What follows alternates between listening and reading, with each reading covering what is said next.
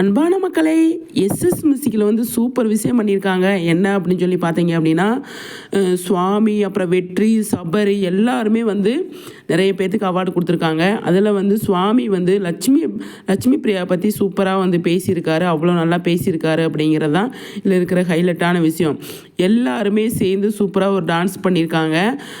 SS மியூசிக்கில் வந்து போன தடவை வந்து கொஞ்சம் ஒரு மாதிரி இருந்தது. இப்போ செம்மையாக வந்து அதுக்கு சமப்படுத்துகிற மாதிரி செம்மையாக வந்து பண்ணியிருக்காங்க அப்படின்னு தான் சொல்லணும்.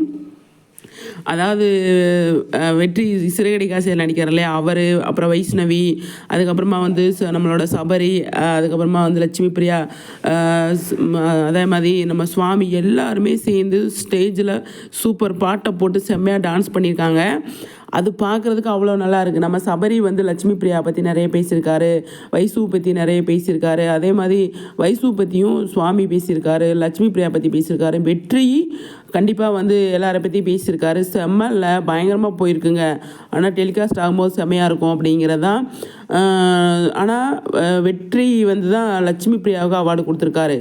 அது நல்லா இருந்தது பார்க்குறதுக்கு.